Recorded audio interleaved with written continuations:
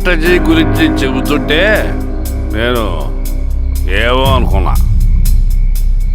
100 గొడ్లను తిన్న రాబందు గాలివానకే చచ్చిందట. ఆ గాలివాన పేరేంటి తెలుసా? సబాషియన్. సూపర్ సబాషియన్. ఒక్క సుక్క మనోళ్ళ రక్తం చెందకుండా నువ్వు అంత పెద్ద నక్సలైట్ ని పట్టుకున్నావంటే బా, నీ స్ట్రాటజీ మామూలు కదబ్బా. నాకు ఇచ్చిన కమిట్మెంట్ మాత్రం మర్చిపోద్దు సార్.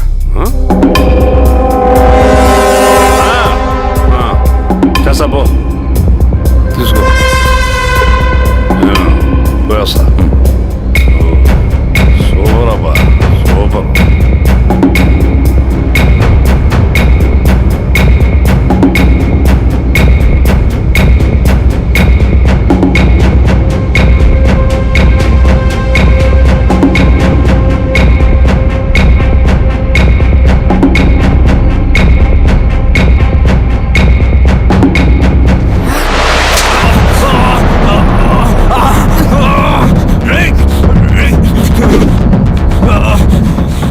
నువ్వు అన్నెక్కడా?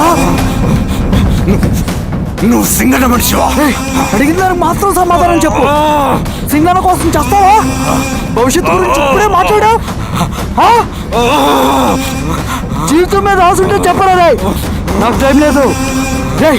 చెప్పను.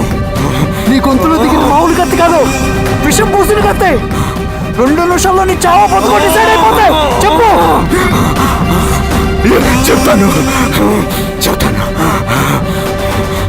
శ్రీనివాస లాడ్జిలో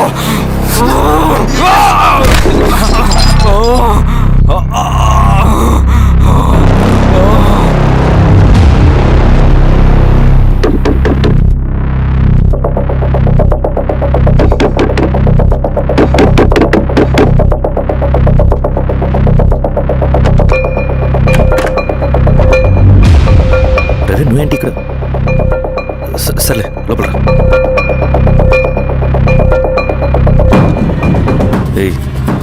ఏంట్రా ఇది?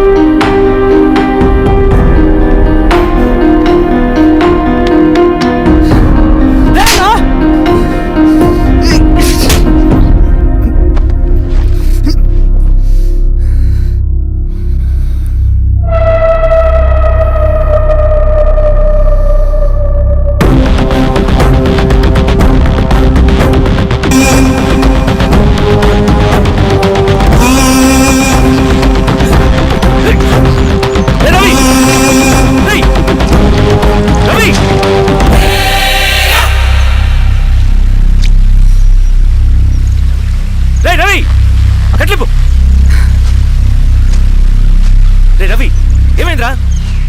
వచ్చి కట్లిప్పు. ఏమైందిరా నీకు? కట్లిప్పు. రే, ఆ పోలీసుకి లొంగిపోవటం, ప్రెస్ మీట్లు మాట్లాడటం అంతా నిజం అనుకుంటున్నావా? రే, అవంతా ఒక స్ట్రాటజీరా. యుద్ధంలో శత్రుబలు పెరిగినప్పుడు మనం మొండిగా ఎదురెళ్ళకూడదు, లొంగిపోయినట్టు నటించాలి. అది నిజంగా లొంగిపోవటం కాదురా, శత్రువుని ఏమార్చడం. నేను అదేరా చేశాను. అది నిజం అనుకోకు. ముందు కట్లిప్పు రవి. విప్లవంలో నష్టం అన్ని వైపు నుంచి వస్తుంది. నువ్వు నేను ఇంకా మిగిలి ఉన్నాం కదా, ఇంకొక దళాన్ని నిర్మితాం, విప్లవాన్ని కొనసాగిద్దాం. ముందు కట్లిప్పురా. ఏంట్రా నువ్వు మాట్లాడిన ప్రతిసారి నాకు చప్పట్లు కొట్టాలనిపిస్తుంది అన్న. నువ్వు చెప్పేది నమ్మాలనిపిస్తుంది. ఇప్పుడు కూడా నమ్మేవాడిని, కానీ ఇది ఆపుతుంది.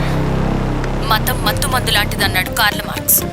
కానీ అంతకన్నా పెద్ద మత్తుమందు కమ్యూనిజం. ఆ కమ్యూనిజం మత్తులో నుండి నిన్ను బయటకు తీసుకురావడానికి బలమైన సాక్ష్యం కావాలని నాకు అర్థమైంది. ఎలక్షన్ నుంచి విత్డ్రా అయ్యాక నేను నా ఫ్రెండ్ స్వప్న వాళ్ళ ఇంటికి వెళ్ళాను. రే, అర్జెంట్గా 25 లక్షలు కావాలరా. Thank you.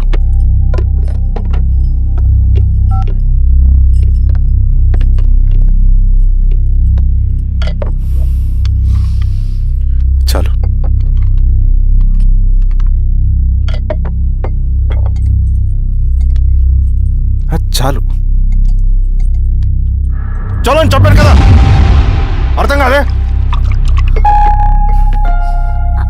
ఏవండి ఏవండి ఏమైంది స్వప్న? నేను గమనిస్తూనే ఉన్నాను, మీరు ప్రశాంతంగా లేరు. శిరీష, ఆయన బిజినెస్ చాలా ఇబ్బందిగా మారింది. బయట అప్పు తెచ్చి మరీ ఇన్వెస్ట్ చేశారు. మ్, వర్క్స్ అన్ని సగంలో ఆగిపోయాయి. కాంట్రాక్టర్స్కి బాగానే మిగులుతాయి కదా. ఆయన ఏదీ క్లియర్గా చెప్పరు. నేను మాట్లాడినా డబ్బులైతే నేను హెల్ప్ చేస్తాను.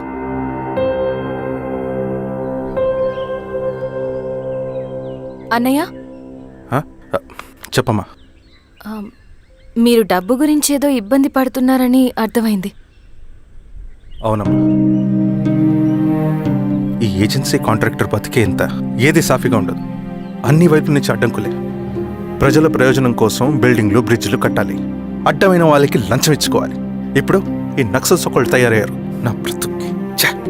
పని పూర్తయ్యేదాకా ఫండ్స్ లిస్ట్ చేయరు, వీళ్ళేమో పని చేయనివ్వరు. ఏం చేయాలో అర్థం కావట్లేదు. నక్సల్సా? నక్సల్స్కి ఏంటి సంబంధం? అదే కదా సమస్య. బయట ప్రజల కోసం మేము ఉన్నామంటారు, లోపల ఎక్స్ట్రాషన్కి అలవాటు పడ్డారు. ఎవరు కరెక్ట్గా లేరమ్మా. ఎక్కడి వాళ్ళన్నయ్య? పినపాకం మండలం నక్సల్స్ 25 లక్షలు అడిగారు.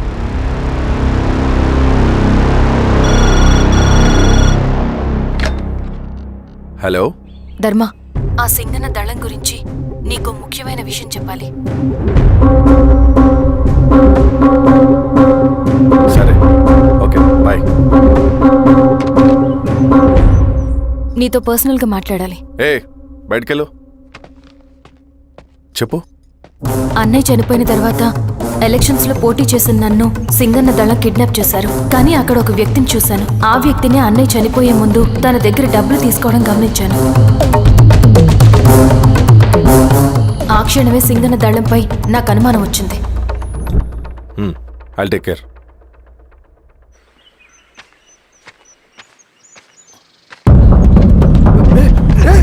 భయపడదు, మీ చంద్రుడు మనుషులు. నన్నేం చేయకండి. కూర్చోబెట్టండి.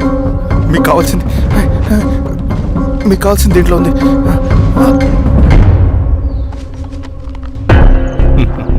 కాంట్రాక్టర్ డబ్బులు కదా, కొత్తగా ఉన్నాయి.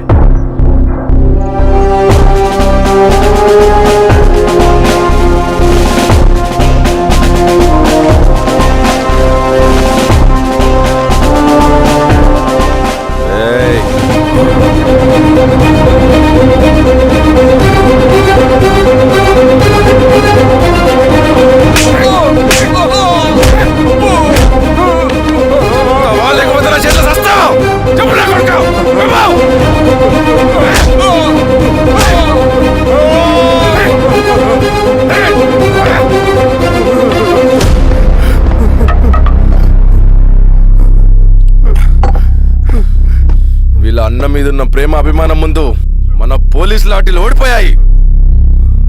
చంద్రన్ ఎన్కౌంటర్ ఎలాగూ పోతాడు.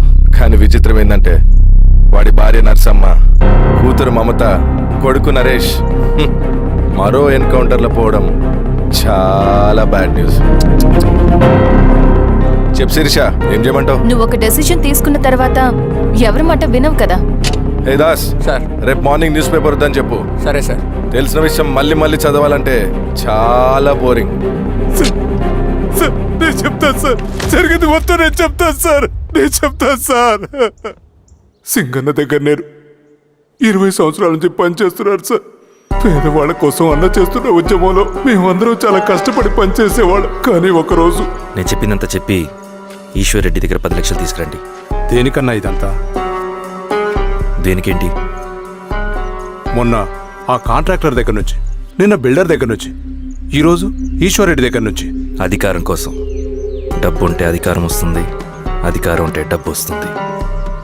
నాకు రెండూ కావాలి. హిట్లర్ పెయింటర్ అవుదామని అకాడమీలో జాయిన్ అవ్వాలనుకున్నాడు. కానీ పనికిరాడని చెప్పి రిజెక్ట్ చేశారు. హిట్లర్ ఏం చేశాడు? నాజీ పార్టీ పెట్టి జూస్కి అగేన్స్ట్గా అందరినీ కూడగట్టి ప్రపంచాన్ని ఉనికిచ్చాడు. మొహమ్మద్ అలీ జిన్నా నేషనల్ కాంగ్రెస్ పార్టీలో ఎదగాలనుకున్నాడు. ఎప్పుడూ పట్టించుకోలేదు. ముస్లిం లీగ్ పార్టీ పెట్టి ఇండియాని రెండుగా చీల్చేశాడు. పాకిస్తాన్కి ప్రధానమంత్రి అయ్యాడు. ప్రపంచంలో ఎక్కడైనా సరే 2 కులాలు, 2 మతాలు, 2 ప్రాంతాల మధ్య చిచ్చు పెడితే చాలు, అధికారం వెతుకుంటూ మన కాళ్ళ దగ్గరకు వస్తుంది.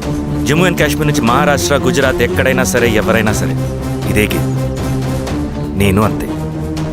ఒక మామూలు కార్యకర్తగా దళంలో చేరాను నేను.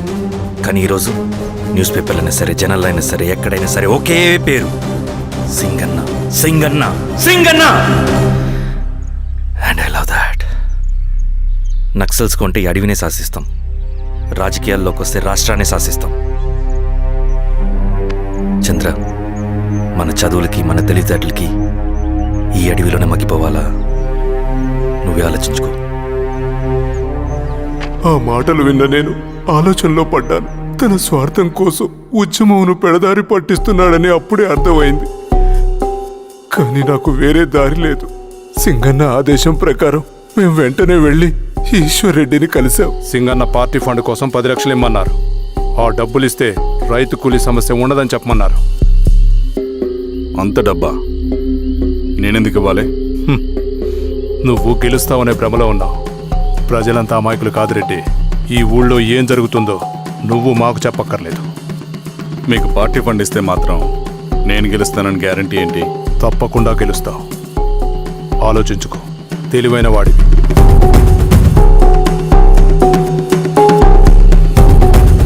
సరే.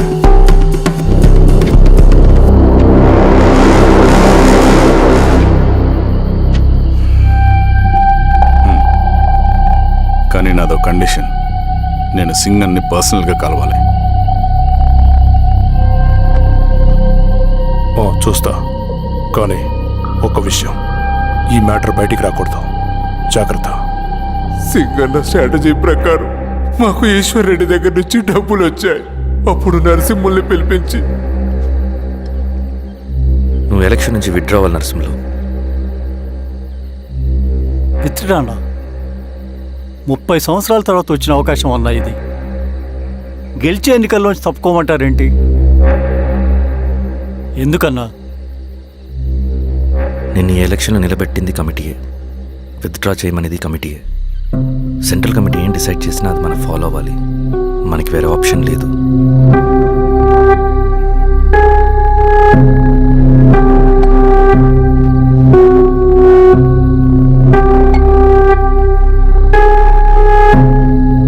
నన్ను నమ్ముకుని చాలామంది ఉన్నారన్నా.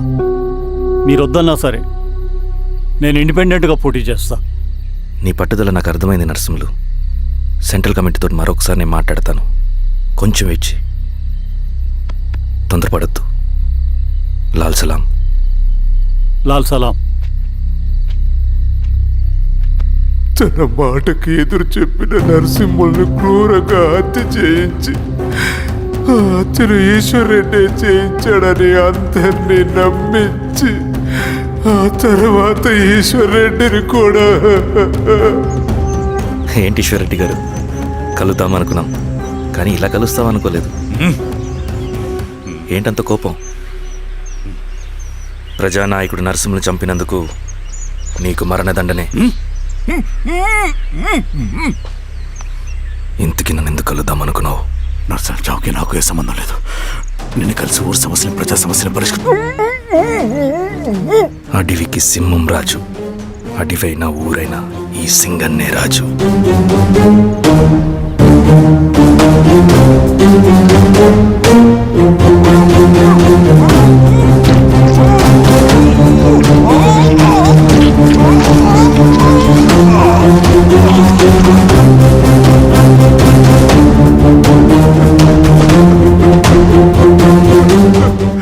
తప్పు చేశావు సార్.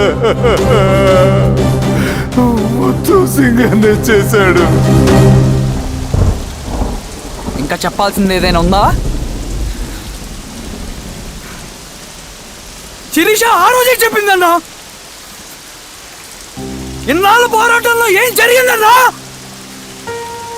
ఏమీ లేదు. శిరీష వల్ల వాళ్ళ ఊర్లో రైతులకు భూములు వచ్చాయన్నా. నీ వల్ల చాగి అన్యాయంగా గొంతు కోసుకున్నాడన్నా. నరసింహులు, ఈశ్వర్ రెడ్డి, ఇంకెందరో అమాయకులు నీ అధికార దాహం వల్ల బలైపోయారు.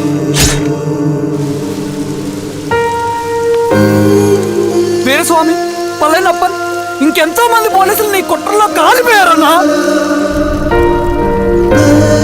ఏంటన్నా నీ వెనుకున్న పాపానికి మన దళ సభ్యులు ఎంతో మంది అమాయకులు చచ్చిపోయారు.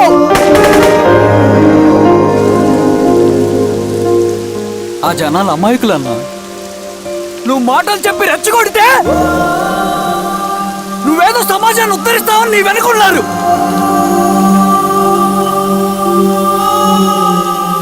వాళ్ళకి కావాల్సింది కరప్షన్ లేని సమాజం. అది ఊరైనా అడివైనా.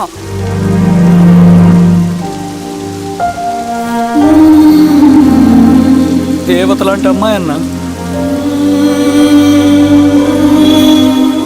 బతికినంతకాలం అందరి జీవితాన్ని బాగు చేసిందన్నా.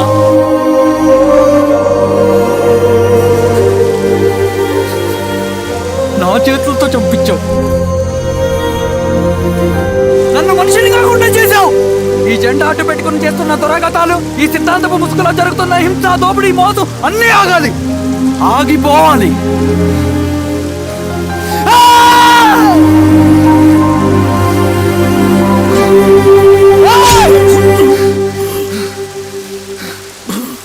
నువ్వు చెప్పిన సమాజం స్థాపితం కావాలంటే